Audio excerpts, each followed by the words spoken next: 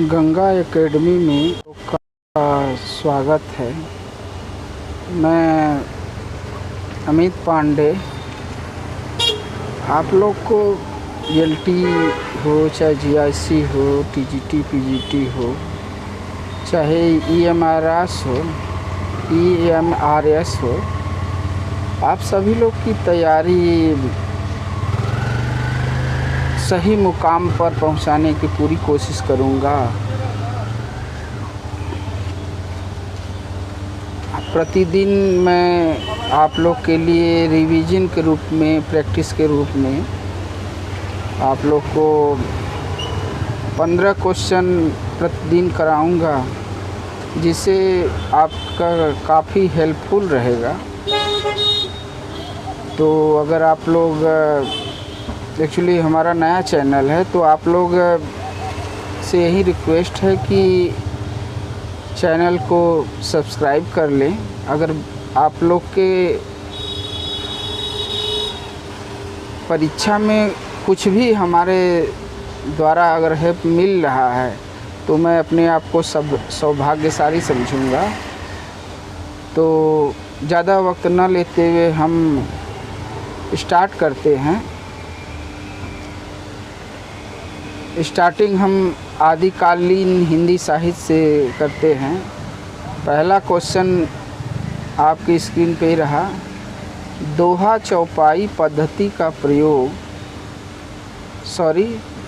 दोहा चौपाई पद्धति का प्रथम प्रयोगकर्ता कवि कौन है?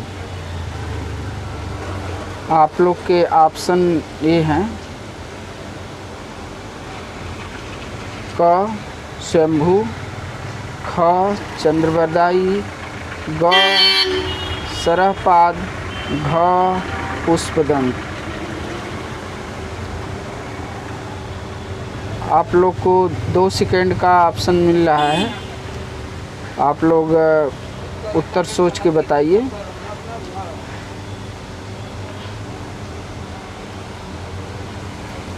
इसका उत्तर होगा ग सरहपाद।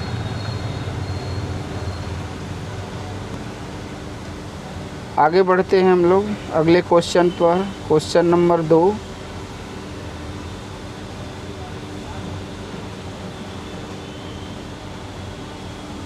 बौद्ध सिद्ध के प्रथम साहित्यिक उद्धारकर्ता का शुभ आरंभ कब है? रिपीट कर रहे हैं, क्वेश्चन नंबर 2 है। बौद्ध सिद्ध के प्रथम साहित्यिक उद्धारकर्ता का शुभ आरंभ किसने किया है? आपके ऑप्शन हैं: क कर्नल टाड, ख प्रबोधचंद बागची, ग बेंडल महोदय, घ राहुल साकृत्यायन। आप लोग सोच के बताइए कि इसमें उत्तर कौन सा सही होगा। तो इसका राइट आंसर होगा बेंडल महोदय।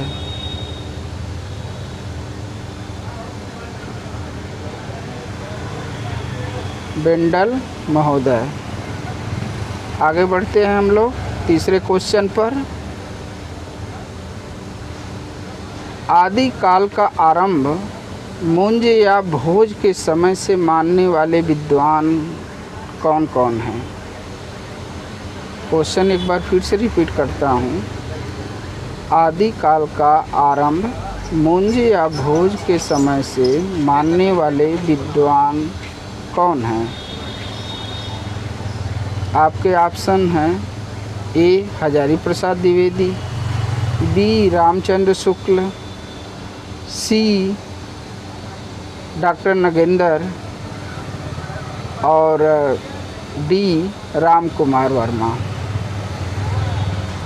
इसमें आप लोग ढूंढिए कि कौन हैं जो मुंज या भोज को मानने वाले हैं। तो आपका राइट क्वेश्चन का उत्तर हुआ रामचंद्र शुक्ल। आगे बढ़ते हैं तीसरे क्वेश्चन पर हम लोग आते हैं।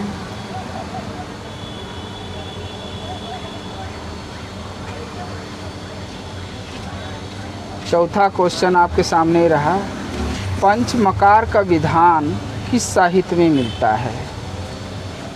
क्वेश्चन नंबर चौथा आपसे पूछ रहा है कि पंचमकार का विधान किस साहित्य में मिलता है। क्या ए सिद्ध साहित्य में मिलता है, बी नाथ साहित्य में मिलता है, सी जैन साहित्य में मिलता है, डी संत साहित्य में मिलता है। 2 सेकंड का आपको मौका दिया जा रहा है, आप सोच के बताइए। अपने कॉपी पेन लेकर के बैठा कीजिए ताकि क्वेश्चन आपका कितना सही हो रहा है और कितना गलत हो रहा है आप लोग कमेंट के माध्यम से ज़रूर बताएं। तो इस का उत्तर होगा सिद्ध साहित्य।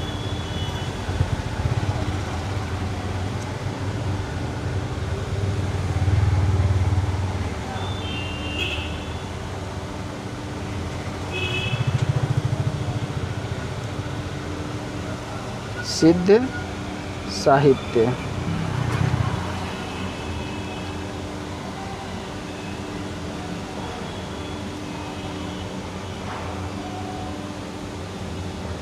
आगे बढ़ते हैं हम लोग।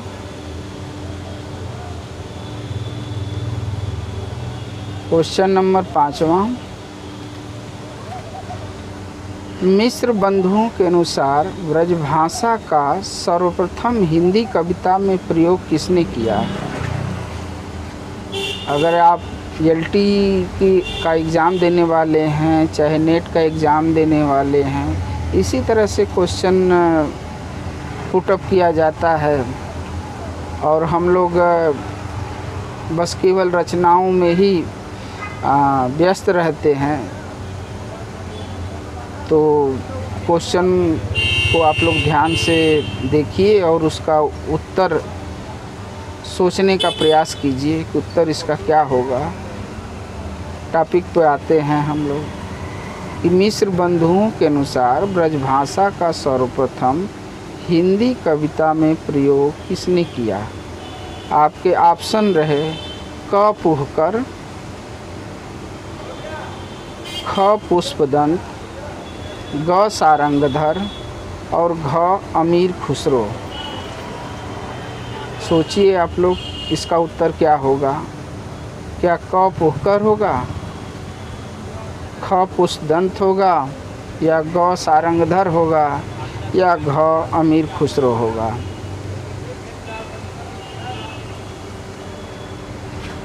तो आपके ऑप्शन ग सारंगधर, राइट आंसर ग सारंगधर। आगे बढ़ते हैं हम लोग। 6वें क्वेश्चन पर आते हैं।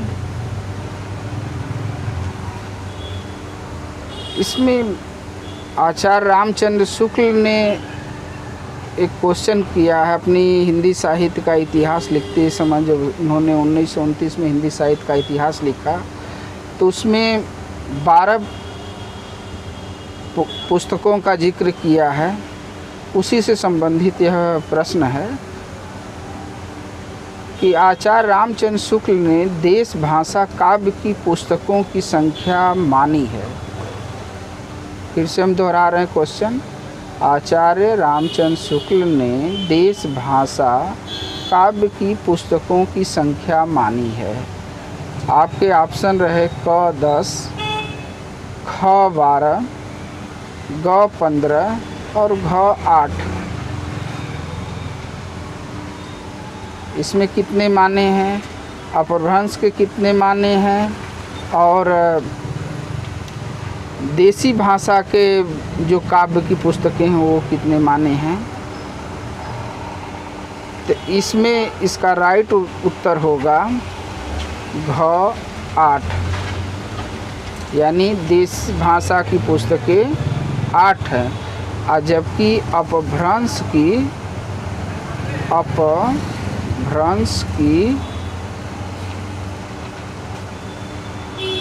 4 पुस्तकों का रामचंद्र शुक्ल ने जिक्र किया है।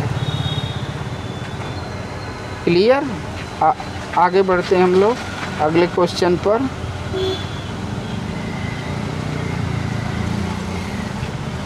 अगला क्वेश्चन आपका ये है कि कौन सा रासो ग्रंथ केवल सूचना रूप में उपलब्ध है?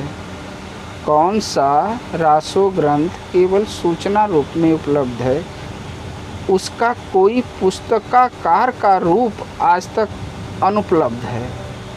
यानी कहने का तात्पर्य है कि उसका जो पुस्तक के रूप में उपलब्ध नहीं है, बस सूचना मिलती है कि यह पुस्तक है, लेकिन वास्तव में यह पुस्तक है कि नहीं है अभी तक कोई जानकारी नहीं है। आपके ऑप्शंस है ये क बीसलदेव रासो, ख परमालदेव रासो, ग हमीरदेव रासो और घ आपके हुए भारतेश्वर बाहुबली रास। आप लोग सोच के बताइए कौन सी पुस्तक है जो केवल सूचना रूप में उपलब्ध है लेकिन पुस्तक के रूप में अनुपलब्ध है। आपके ऑप्शंस बीसलदेव रासो, परमालदेव रासो, हमीरदेव रासो और भारतेश्वर बाहुबली रासो। तो आपका राइट आंसर हुआ ग हमीर रासो। हमीर रासो। क्लियर? आगे बढ़ते हम लोग।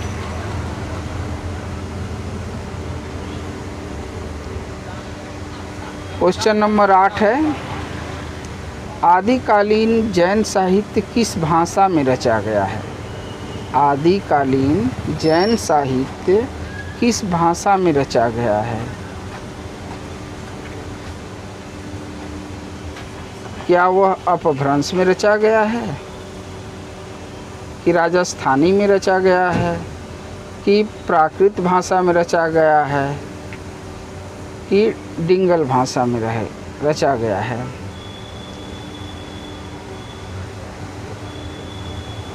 तो इसका सही उत्तर होगा क अपभ्रंश।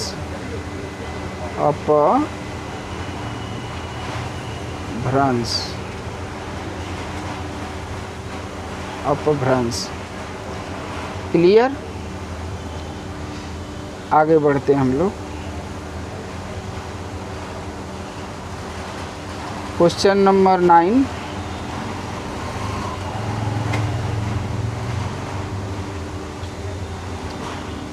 चारण काल किस काल का दूसरा नाम है?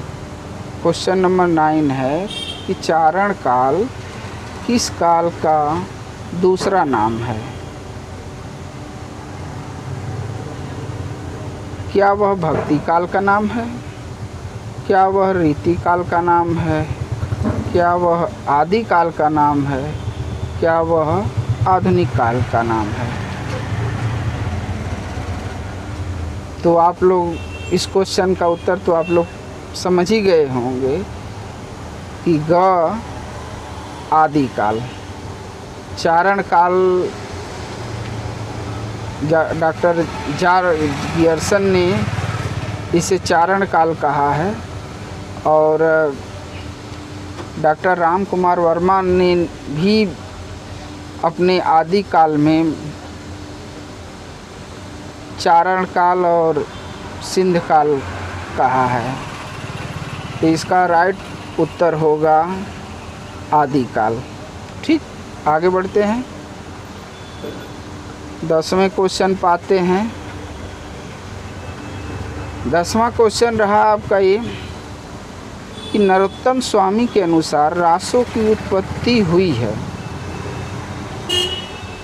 नरोत्तम स्वामी के अनुसार रासों की उत्पत्ति हुई है। क्या रसायन से हुई है, ख रहस्य से हुई है, ग रास से हुई है या घ रासों से हुई है? सोच के बताइए इसका उत्तर क्या होगा। तो इसका राइट आंसर होगा रहस्य। नरोत्तम स्वामी ने सॉरी रहस्य नहीं, कन्फ्यूजन यहाँ हो रहा है, या तो रहस्य होगा या रसिक होगा। आप लोग थोड़ा से इसको क्लियर कर लीजिएगा, नहीं तो मैं अगले वीडियो में इसको क्लियर कर दूंगा। वैसे इसका रसिक ही होगा। ठीक,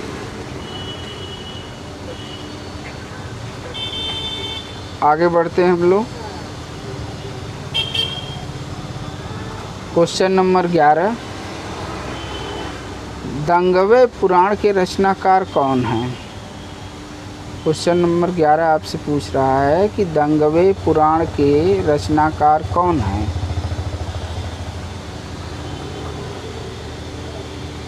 क्या वह राजशेखर हैं,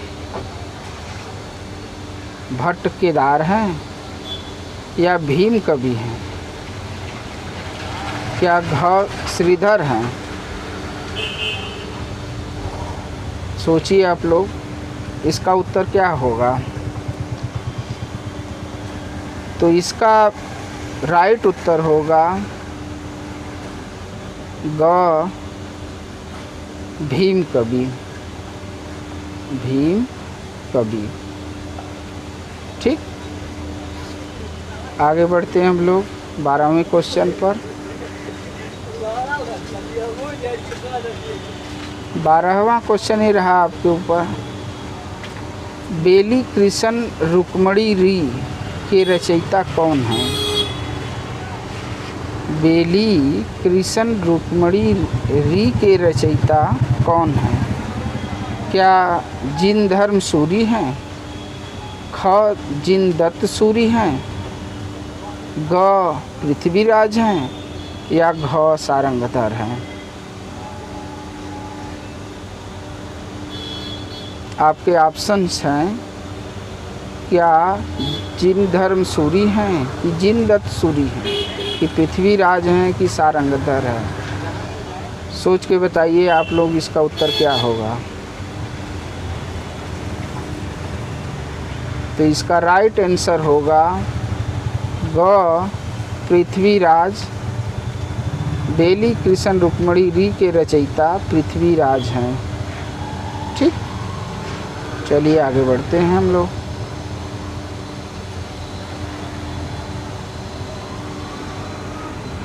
क्वेश्चन नंबर 13 आपसे पूछ रहा है कि कौन सा रासो ग्रंथ अजमेर के शासक से संबंधित है? बहुत ही इम्पॉर्टेंट क्वेश्चन है ये।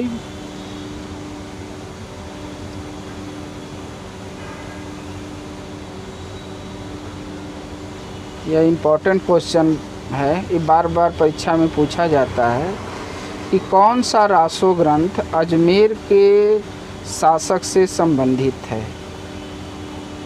क्या वह विजयपाल रासो है, कि हम्मीर रासो है, या बीसल देव रासो है, या खुमान देव रासो है? 2 सेकंड आपको मिल रहे हैं समय, सोच के देखिए और कॉपी में नोट डाउन करते जाइए, जिससे आपको आगे चलकर एक आपकी खुद की नोटबुक तैयार हो जाएगी। आपको क्वेश्चन ढूंढने की ज़रूरत नहीं पड़ेगी, आपको यहीं से आदिकाल के 90% क्वेश्चन आपको लगातार 5 दिन 5 सेशन में आपको लेकर आऊँगा। तो आप लोग तैयारी करते रहिए गंगा एकेडमी पर। तो इसका राइट आंसर होगा बीसल देव रासो। ग बीसल देव रासो। ठीक, आगे बढ़ते हैं हम लोग।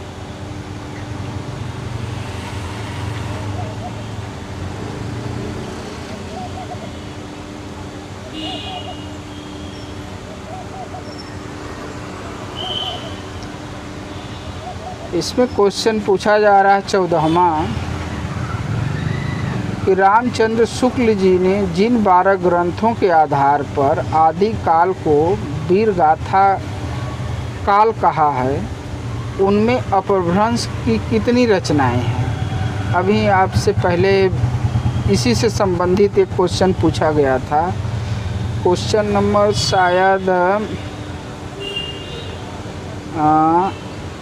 कौन सा था, ये है क्वेश्चन नंबर 6वां। आपसे पूछा गया था कि आचार्य रामचंद्र शुक्ल ने देश भाषा काव्य की पुस्तकों की संख्या मानी है। अब वहाँ टोटल पूछा जा रहा है और यहाँ केवल 12 उन्होंने पुस्तकें ली थी, जिसमें 8 तो देसी भाषा के हैं और आपके क्वेश्चन ये रहा। क्वेश्चन यही है कि रामचंद्र शुक्ल ने जिन 12 ग्रंथों के आधार पर आदि काल को वीर गाथा काल कहा है, उनमें अपभ्रंश की कितनी, यानी देसी भाषा की क्लियर कर देते हैं हम। देसी भाषा की 8 और अपभ्रंश की कितनी, यहाँ क्वेश्चन पूछ रहा है। तो अपभ्रंश की